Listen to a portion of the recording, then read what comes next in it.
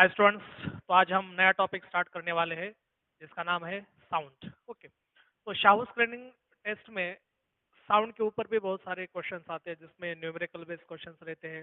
जैसे कोई theoretical based भी क्वेश्चंस रह सकते हैं। थ्योरेटिकल बेस्ड मतलब जिसके ऑप्शंस थ्योरी रहते हैं, थ्योरी बेस्ड। ओके, जिसमें हमें कोई सॉल्व करना नहीं है। तो दोनों टाइप के क्वेश्चंस के हम इस साउंड चैप्टर में तैयारी कर लेंगे। लेकिन उससे पहले थोड़ा सा हम साउंड के बारे में, मतलब जो ओवरव्यू बोल सकते हैं हम चैप्टर का, वो हम करेंगे। जैसे साउंड ये चैप्टर का स्टार्ट और एंड, जिसमें कुछ फार्मूले या फिर कुछ कंसेप्ट जो है उसके बारे में हम स्टडी करेंगे। और फिर उसके ऊपर न्यूमेरिकल्स हम लेंगे। न्यूमेरिकल्स की प्रैक्टिस हम बहुत ज़्यादा करेंगे। तो पहले थोड़ा सा ओवरव्यू लेते हैं। जैसे कि साउंड होता क्या है? साउंड क्या होता है? Sound is a form of energy which produces sensation of hearing in our ears. Okay. तो जैसे भी मैं जैसे बात कर रहा हूँ, तो जैसे कोई समझो सामने कोई ऑडियंस है, तो उसके उनको जो मेरा साउंड है उनके पास किस तरह से पहुंच सकता है, हम इसके बारे में यहाँ पर हम देखेंगे। जैसे कि साउंड प्रोड्यूस कैसे होता है, तो वाइब्रेशन से साउंड प्रोड्यूस होता है। कोई भी चीज़ अगर वाइब्रेट करती है तो वहाँ पर क्या हो जाता है? साउंड प्रोड्यूस हो जाता है। जैसे कि यहाँ पर मैंने इस तरह से नॉक कर दिया, तो यहाँ पर जो वाइब्रेशन प्रोड्यूस होगा उससे क्या हो जाता है? साउंड प्रोड्यूस होता है। तो साउंड जैसे साउंड अगर प्रोपेगेट होता है, तो प्रोपेगेट होने के लिए उसको किसी मीडियम की जरूरत होती है। जैसे सॉलिड हो सकता है वो मीडियम, गैस हो सकता है वो मीडियम, लिक्विड भी हो सकता है। साउंड में वेलोसिटी, जो साउंड की वेलोसिटी जो है वो सॉलिड में सबसे ज्यादा होती है। सॉलिड, लिक्विड और गैस, इसमें साउंड प्रोपेगेट हो सकता है। तो सॉलिड में सबसे ज्यादा उसके वेलोसिटी होगी, उससे कम लिक्विड में, और सबसे कम किस में होगी वेलोसिटी? गैस में होगी। तो हर एक, जैसे कि सॉलिड हो, लिक्विड हो या फिर गैस हो, तो वो किसी पार्टिकल से बना है। मीडियम जो है वो पार्टिकल से बना है। ओके, तो देखते हैं यहाँ पर जैसे कि साउंड जो है प्रोपेगेट होने के लिए किसी मीडियम की उसको जरूरत होती है। जैसे कोई समझो ये सॉलिड मीडियम है जिसके पार्टिकल्स है इक्वली, यहाँ पर इस तरह से हम दिखाएंगे उसको।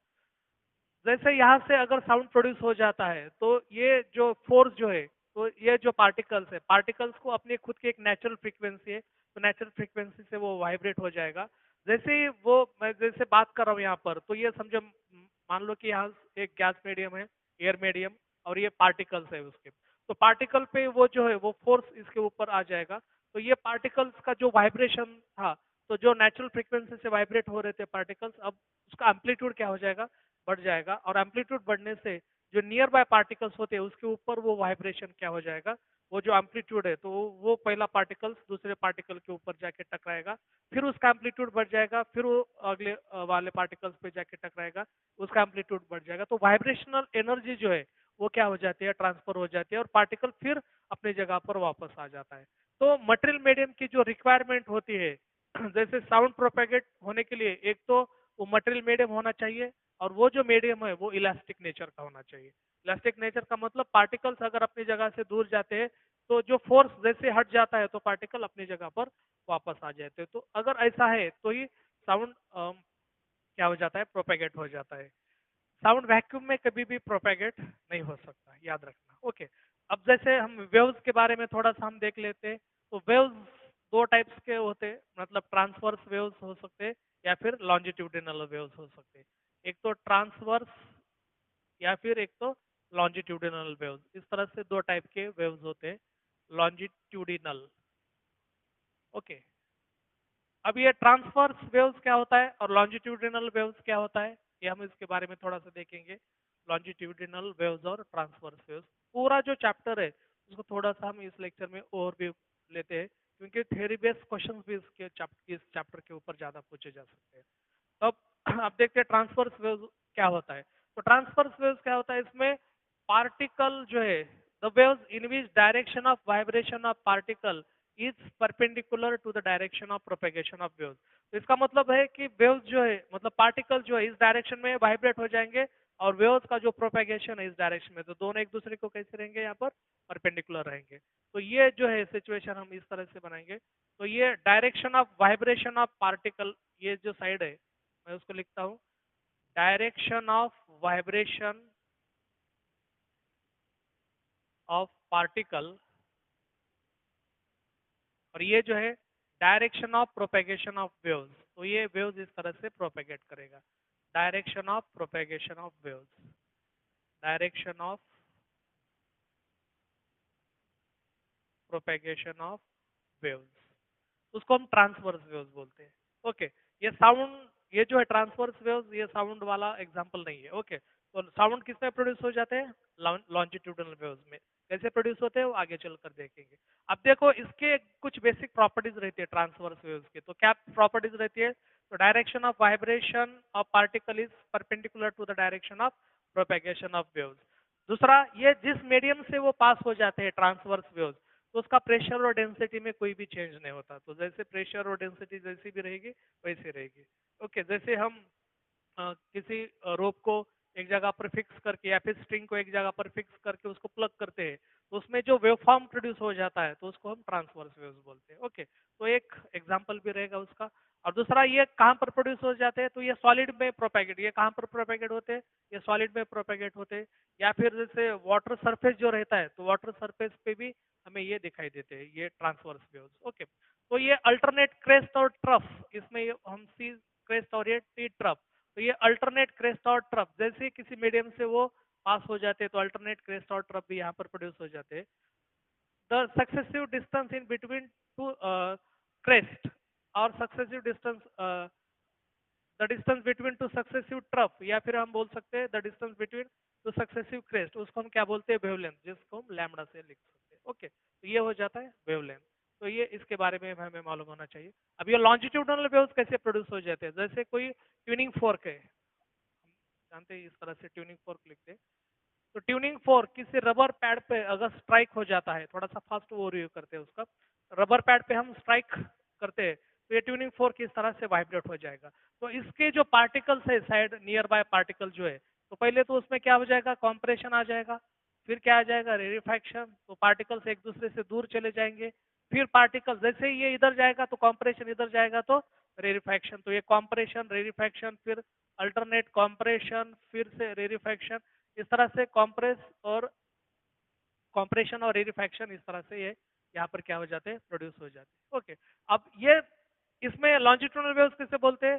The waves in which direction of vibration of particle is parallel to the direction of propagation of waves. तो प्रोपेगेशन इस डायरेक्शन में हो रहा है और पार्टिकल का जो वाइब्रेशन है वो भी इस तरह से हो रहा है। तो direction of propagation of waves, direction of propagation of waves and direction of vibration of particles, दोनों एक ही डायरेक्शन में, तो ये पैरेलल होते हैं इसमें। ओके, तो ये डिफरेंस याद रखना, इसके ऊपर भी आपको पूछा जा सकते हैं क्वेश्चन। तो ये अल्टरनेट कॉम्प्रेशन और रेरिफैक्शन यहाँ पर क्या हो रहा है?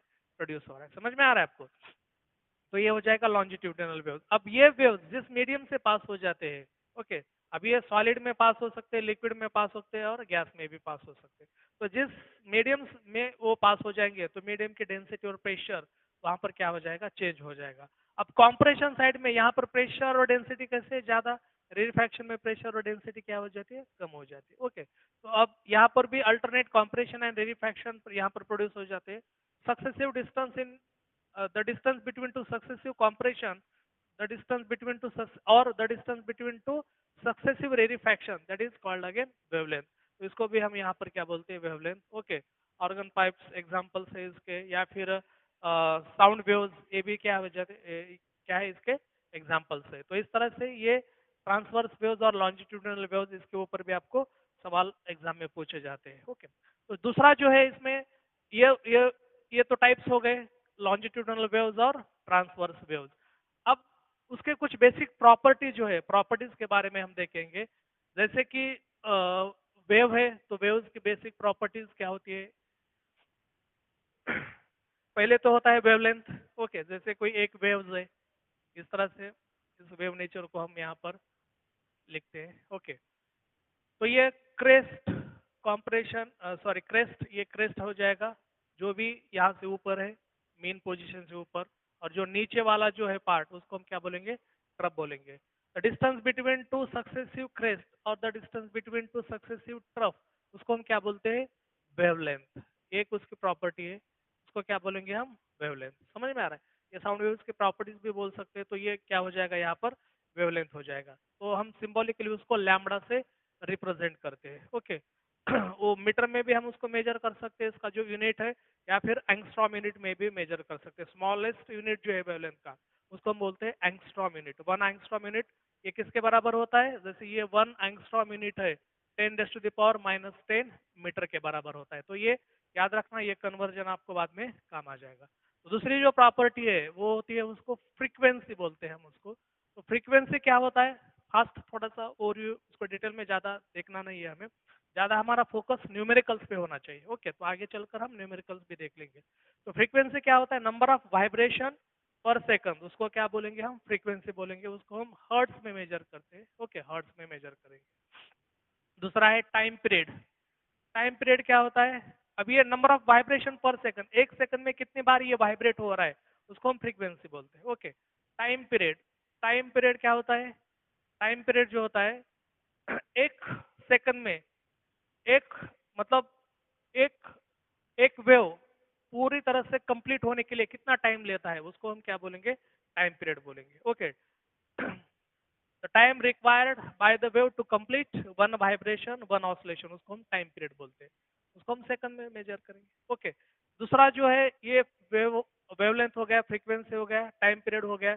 एम्पलीट्यूड एक उसकी प्रॉपर्टी है, एम्पलीट्यूड। एम्पलीट्यूड क्या होता है?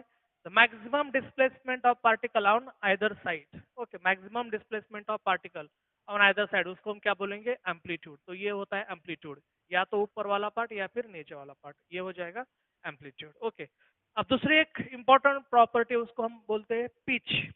तो ये पिच क्या होता है? पिच, या फिर हम उसको स्ट्रेनलेस भी बोलते हैं। ओके, तो सॉरी तो ये पिच डायरेक्टली प्रोपोर्शनल टू किसको रहता है? फ्रीक्वेंसी को। जिसकी ज्यादा फ्रीक्वेंसी, जिस वेव्स की ज्यादा फ्रीक्वेंसी होगी, उसका पिच क्या हो जाएगा? ज्यादा रहेगा। जिसकी फ्रीक्वेंसी कम है, उसका पिच कम है। जैसे हम यहाँ पर हम देखते हैं, जैसे ये वेव है, ये मान लेते हैं डिस्प्लेसमेंट, और ये टाइम।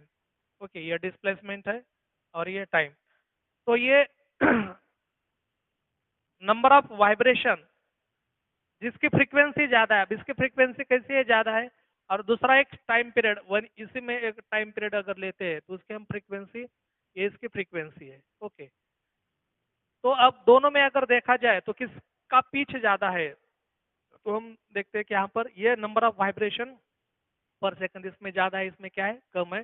तो इसका पिच क्या रहेगा? ज्यादा रहेगा। इसका पिच क्या रहेगा? कम रहेगा। ओके, अगर देखा जाए, अगर एक बॉय है और एक गर्ल है, ओके, मैन और वुमेन में अगर देखा जाए, तो किसके पिच ज्यादा रहता है? तो गर्ल्स का ज्यादा पिच रहेगा, या फिर वुमेन्स का ज्यादा पिच रहेगा कंपेयर टू बॉयज और मैन। ओके, तो ये बात याद रखना, इसके ऊपर भी सवाल पूछा जा सकता है।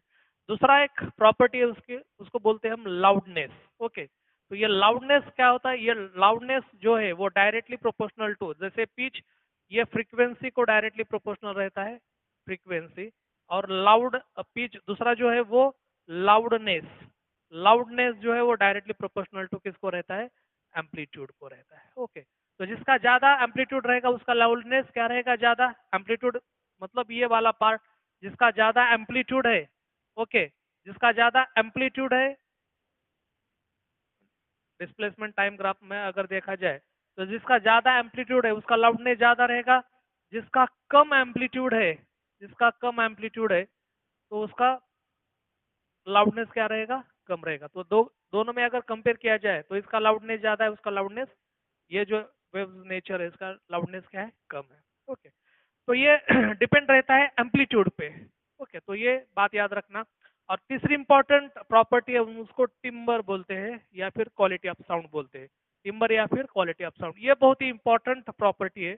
क्योंकि अगर इसमें कभी कभी क्या होता है, सेम पिच और सेम सेम लाउडनेस अगर रहता है किसी साउंड का, सेम पिच रहता है, सेम लाउडनेस रहता है, तो उसको डिफ्रेंशिएट करने के लिए ये जो प्रॉपर्टी है वेव्स की, साउंड वेव्स की, तो ये बहुत ज्यादा इंपॉर्टेंट प्रॉपर्टी है। तो वो डिफ्रेंशिएट करने के लिए टिम्बर का यूज किया जाता है। जैसे हम देखते हैं कि हमारे दो फ्रेंड्स हैं, अगर वो आ रहे हैं, अगर हम उसको देखते भी नहीं है, तो हमें, अगर वो बातें करते हुए आ रहे हैं, तो हमें पता चलता है कि कौन आ रहा है।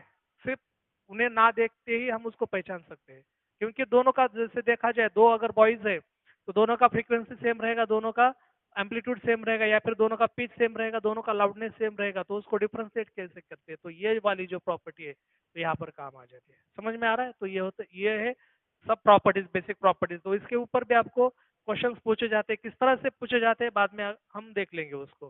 तो ज़्यादातर हम फोकस क्वेश्चंस पे करेंगे, पर ये भी इम्पोर्टेंट है, ये थोड़ा सा थ्योरेटिकल चैप्टर है तो उसका ओवरव्यू लेना ज़रूरी है।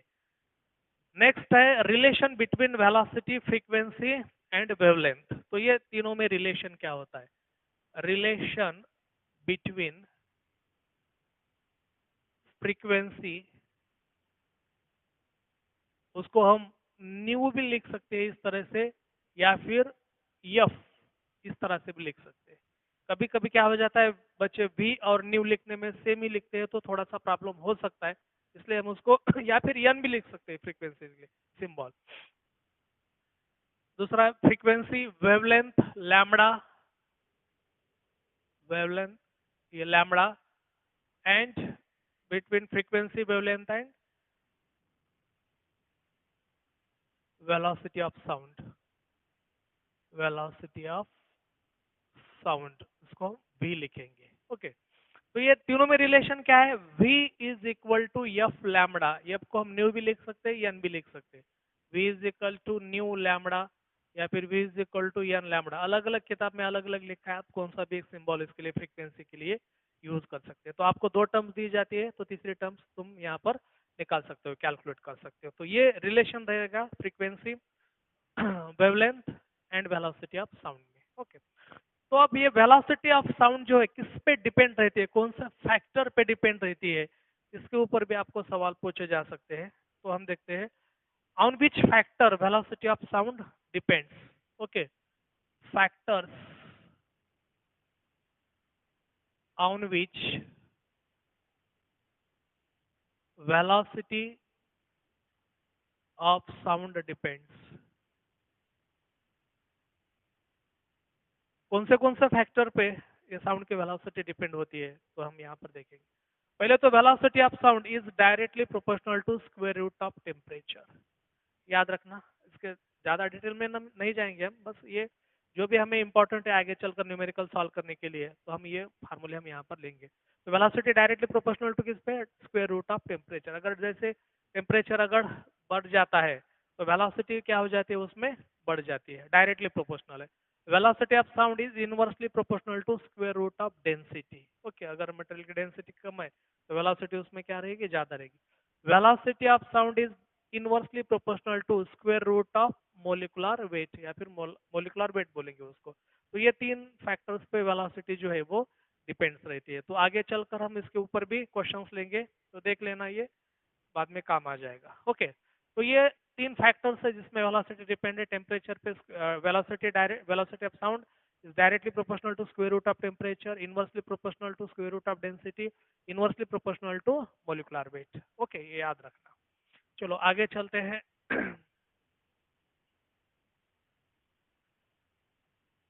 ऑडिबल रेंज जो होती है, ओके, जैसे कि साउंड जो है हो सकते हैं, या फिर साउंड जो है वो अल्ट्रासाउंड भी हो सकते हैं, अल्ट्रासोनिक, इंफ्रासोनिक आने, और या फिर उसको बोलते हैं ऑडिबल रेंज। ओके, तो ये ऑडिबल रेंज जो है वो क्या रहती है? 20 हर्ट्ज, जिसको हम इंसान, ह्यूमन काइंड, ह्यूमन बीइंग जो है उसको हम ठीक तरह से उसको सुन सकते हैं साउंड को। उसकी जो फ्रीक्वेंसी की रेंज है वो 20 हर्ट्ज टू 20,000 हर्ट्ज है। ओके, या फिर 20 किलो हर्ट्ज भी हम लिख सकते हैं उसको। 20 हर्ट्ज टू 20,000 हर्ट्ज ये ऑडिबल रेंज है। और दूसरा जो है होता है, जो साउंड का टाइप जो रहता है वो इंफ्रासोनिक रहता है। इंफ्रासोनिक साउंड जो है, साउंड वेव्स या फिर इंफ्रासोनिक वेव्स हम उसको बोल सकते हैं, ये क्या होते हैं? जिसकी फ्रीक्वेंसी लेस देन 20 हर्ट्ज, जिसकी फ्रीक्वेंसी 20 हर्ट्ज से कम है, लेस देन 20 हर्ट्ज। ओके, तो हम उसको क्या बोल सकते हैं? लेस देन 20 हर्ट्ज, तो हम उसको बोलेंगे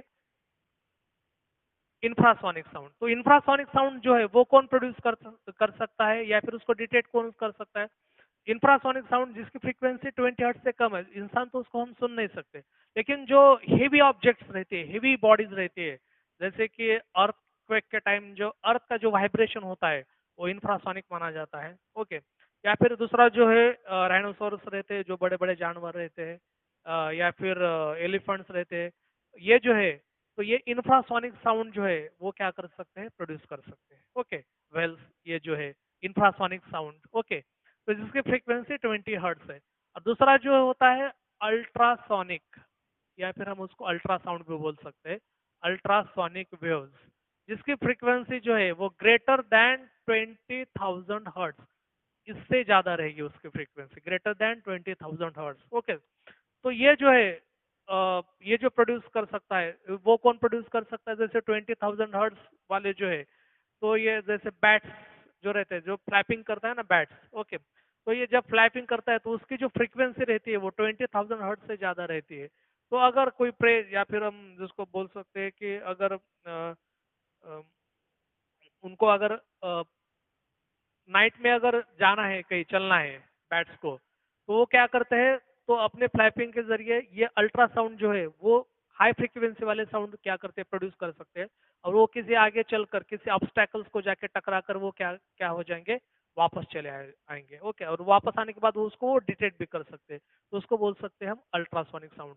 अल्ट्रासोनिक साउंड के जो एप्लीकेशन है वो बहुत ही ज्यादा ट्रिमेंडस एप्लीकेशन हम बोल सकते हैं। हर एक फील्ड में अल्ट्रासोनिक वेव जो है उसके एप्लीकेशंस रहते हैं। कौन से फील्ड में ये अप्लाई किए जा सकते हैं, जैसे अल्ट्रासोनिक साउंड जो है वो डेप्थ ऑफ सी की डेप्थ मेजर करने के लिए भी हम अल्ट्रासोनिक साउंड का क्या कर सकते हैं, यूज कर सकते हैं। ओके, सी की डेप्थ अगर हमें मान लो कि मेजर करना है, डेप्थ ऑफ सी, तो हम अल्ट्रासाउंड का क्या कर सकते हैं, यूज कर सकते हैं।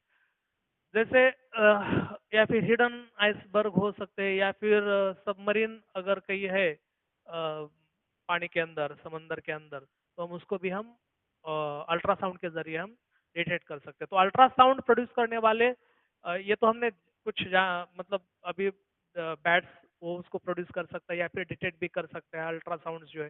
लेकिन अगर हमें आर्टिफिशियली उसको प्रोड्यूस करना है, तो वो जो इक्विपमेंट होता है उसको बोलते हैं पिजो इलेक्ट्रिक जनरेटर। पिजो इलेक्ट्रिक जनरेटर से हम ये जो हाई फ्रीक्वेंसी वाले साउंड जो है अल्ट्रासाउंड, उसको हम प्रोड्यूस कर सकते हैं, जिसकी फ्रीक्वेंसी 20,000 हर्ट्ज, या फिर हम उसको बोल सकते हैं 20 किलो हर्ट्ज से उसकी ज्यादा फ्रीक्वेंसी है। तो डेप्थ ऑफ सी जो है उसको कैसे मेजर कर सकते हैं, उस प्रोसेस, ये जो है ये सोनार, ये जो है इस कैटेगरी में भी आता है।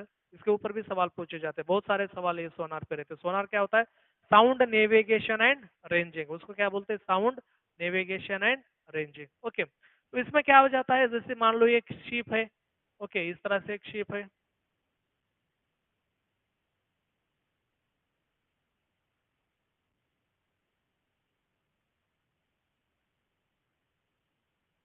और हमें डेप्थ मेजर करनी है। ये वाटर है, water surface,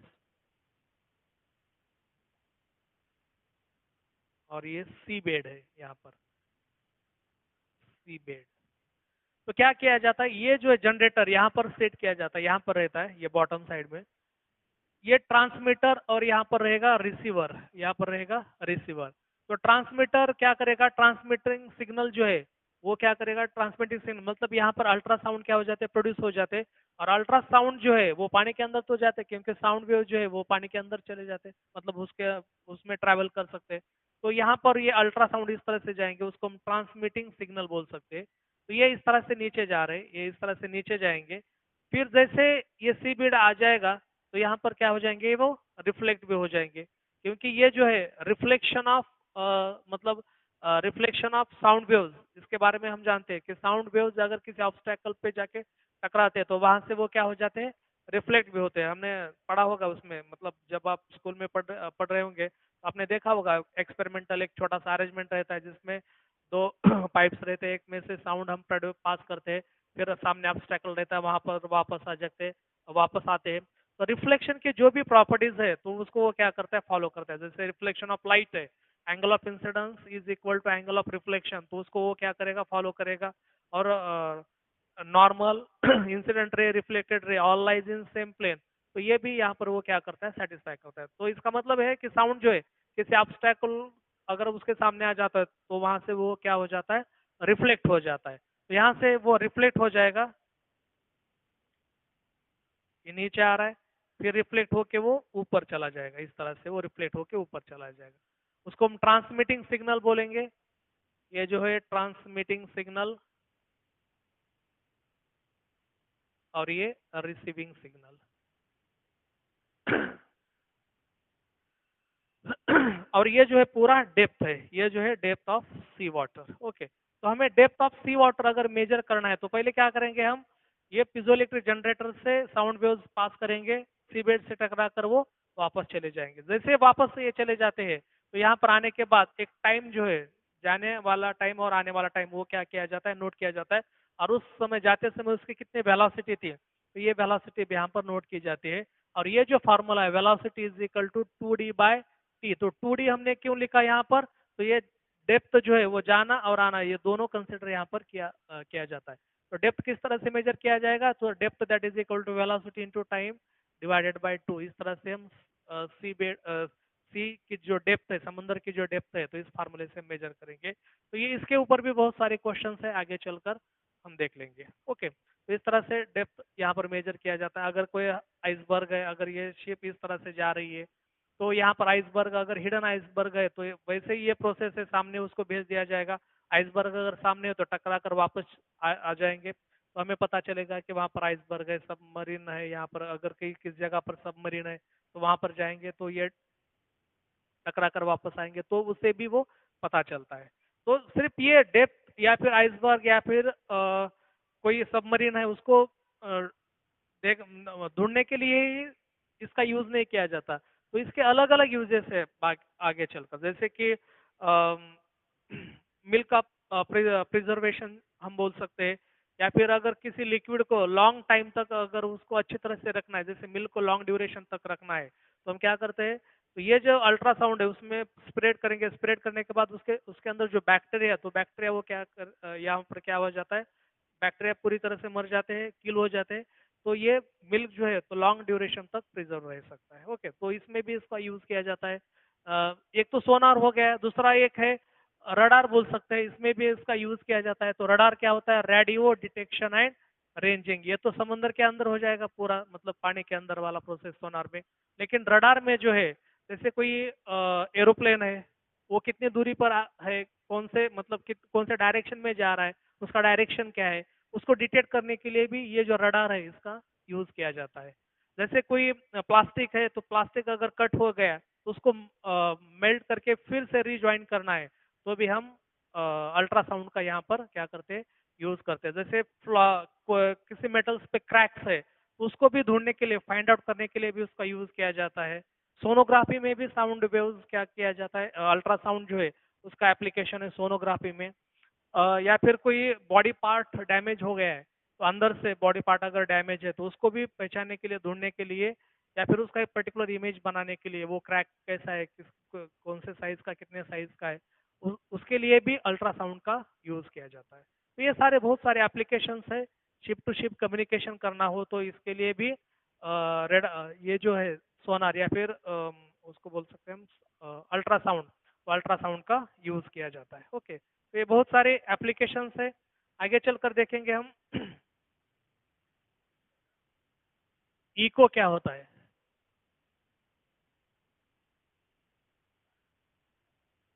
eco reverberation, eco के लिए कंडीशंस क्या है, जिसके ऊपर शाहू स्क्रीनिंग में बहुत सारे क्वेश्चन जो है वो आपको पूछे जाते हैं। ओके, तो इको क्या होता है, reflection of sound waves, reflection of sound waves when it incident on any obstacle. किसी ऑब्स्टैकल ऑब्स्टैकल पे अगर साउंड वेव्स आते हैं और वही रिफ्लेक्ट होकर अगर हमें सुनाई देते हैं, तो उसको हम क्या बोलते हैं, इको बोलते हैं।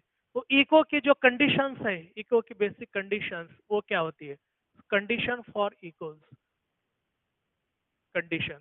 तो ज्यादा हम डेप्थ में नहीं जाएंगे, जितना इंपॉर्टेंट वाला पार्ट है उसको हम ओवरव्यू करना है हमें बस। तो ये जो कंडीशन है, तो कंडीशन क्या है इसमें इको की, तो पहली ये कंडीशन है कि जैसे साउंड टाइम लैप्स जो बोलते हैं, जैसे कि साउंड प्रोड्यूस हो गया, साउंड प्रोड्यूस होने के बाद किसी ऑब्स्टेकल को जाके टकराएगा और टकराकर वो वापस आएगा। तो वापस आने का जो टाइम लैप्स है आफ्टर रिफ्लेक्शन, जो टाइम है, that should be greater than 0.1 second. Okay, तो ये 0.1 सेकंड से वो जो टाइम लैप्स है वो ज्यादा होना चाहिए, या फिर हम उसको 1/10 सेकंड बोलते हैं। 0.1 सेकंड से ज्यादा है तभी हमें इको जो है वो समझ में आएगा या फिर सुनाई देगा। दूसरी जो कंडीशन है उसकी, तो ये जो ऑब्स्टैकल है, जिस पे जाके साउंड टकराएगा। ऑब्स्टैकल और सोर्स ऑफ साउंड, ये दोनों के बीच में जो डिस्टेंस है वो that should be equal to और ग्रेटर देन, इक्वल टू और ग्रेटर देन, ये कितना होना चाहिए? इक्वल टू और ग्रेटर देन, इक्वल टू और ग्रेटर देन 17.2 मीटर। तो कितना होना चाहिए? 17.2 मीटर। ये दोनों के बीच में जो डिस्टेंस है दैट इज इक्वल टू और ग्रेटर देन 17.2 मीटर। दूसरा जो है, जो भी सोर्स ऑफ साउंड है, तीसरी कंडीशन क्या है यहाँ पर? ऑब्स्टैकल का साइज जो है, ऑब्स्टैकल का साइज वो हमेशा सोर्स ऑफ साउंड की जो वेवलेंथ है उससे बड़ा होना चाहिए। सोर्स ऑफ, जैसे मान लो ये ऑब्स्टैकल यहाँ पर इस साइज इतना है और वेवलेंथ ऐसा है, तो ये पास होके चला जाएगा। तो ये वेवलेंथ का साइज जो है ऑब्स्टैकल के साइज से हमेशा कैसा होना चाहिए? छोटा, ताकि वो टकरा कर वापस आना चाहिए। ओके। दूसरा जो है ऑब्स्टैकल, वो रिजिड वाला होना चाहिए। जैसे कोई हिल है या फिर हिल, या फिर हम बोल सकते हैं बिल्डिंग है कोई, तो ये रिजिड होना चाहिए ऑब्स्टैकल। ओके, ताकि इको सुनाई दे। ओके। दूसरा है इसमें रिवर्बेशन। ओके, ये तो इको के बारे में हो गया। ये कंडीशंस है, इसके ऊपर भी आपको क्वेश्चंस जो है वो बार बार पूछे जा सकते हैं। तो ये कंडीशन भी याद रखना, इको फॉर्मेशन के लिए कंडीशंस ये है। दूसरा है रिवर्बरेशन। रिवर्बरेशन क्या होता है? Persistence of sound after source has ceased to emit it. अगर कोई सोर्स ऑफ साउंड किसी साउंड को इमिट करता है, तो वो अगर वो आवाज बार बार अगर हमें सुनाई देता है, ओके, परसिस्टेंस ऑफ साउंड, तो हम उसको क्या बोलते हैं? रिवर्बरेशन बोलते हैं। ओके। सेवरल मल्टीपल रिफ्लेक्शन जो रहता है उसको हम इको, उसको हम रिवर्बरेशन बोलते हैं। तो रिवर्बरेशन से क्या हो जाता है? जैसे ऑडियंस है, रिवर्बरेशन अगर किसी हॉल में ज्यादा है तो उसमें क्या हो जाएगा? रिवर्बरेशन की वजह से वो ऑडियंस से ठीक तरह से साउंड को सुनाई नहीं, मतलब सुन नहीं पाएंगे। उसके लिए क्या करना पड़ता है? तो रिवर्बरेशन कम करना चाहिए। तो रिवर्बरेशन कम करने के लिए क्या करना चाहिए कि जो भी साउंड एब्सॉर्बेंट मटेरियल्स है वो हॉल में, तो वो ज्यादा बढ़ाने चाहिए। तो साउंड एब्सॉर्बेंट मटेरियल कौन से है? जैसे कि अपहोल्स्टर्ड सीट्स है, कुशंस बोल सकते हैं हम उसको, कुशंस है, कर्टेन्स है, ओपन विंडोज है, ये सारे जो या फिर ऑडियंस की, ऑडियंस जो है वो ज्यादा होना चाहिए।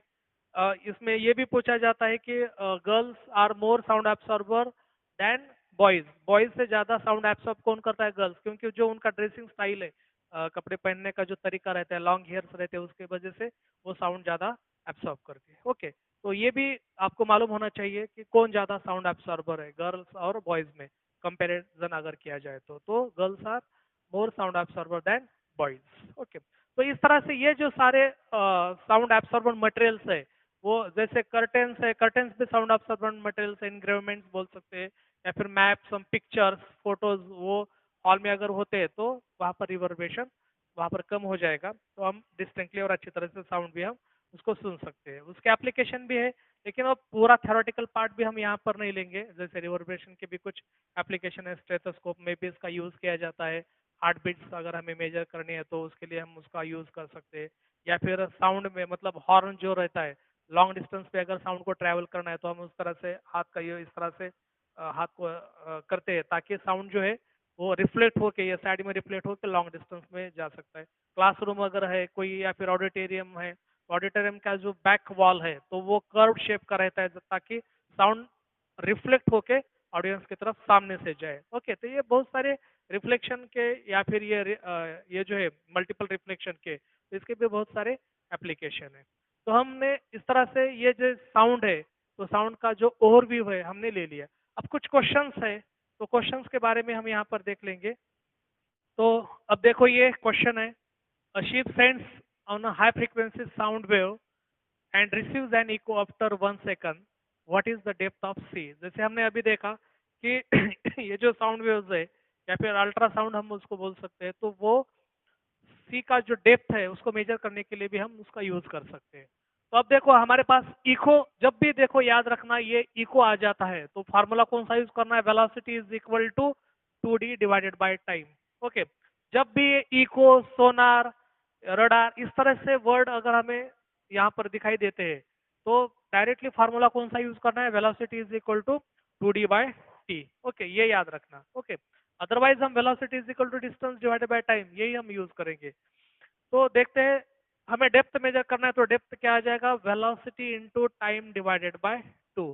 तो वेलोसिटी कितनी है यहाँ पर, वेलोसिटी यहाँ पर हम उसको बोलते हैं speed of sound in water 1500, और टाइम कितना है 1 सेकंड डिवाइडेड बाय 2, तो 750 मीटर। तो ये क्या आ जाएगा, depth of sea water. Okay, तो 750 ये डेप्थ ऑफ सी वाटर। तो आपको ऑप्शंस में यहाँ पर दिए जाएंगे। ऐसे बहुत सारे क्वेश्चंस है जो इको बेस्ड है, रिवर्बरेशन है, मतलब साउंड से रिलेटेड मैक्सिमम जितने क्वेश्चंस ले सकते हैं। आगे चलकर हम वीडियोस में 4 5 6 लेक्चर्स में हम उसको कंप्लीट करेंगे आगे चलकर। ओके, तो मिलते हैं नेक्स्ट लेक्चर में साउंड के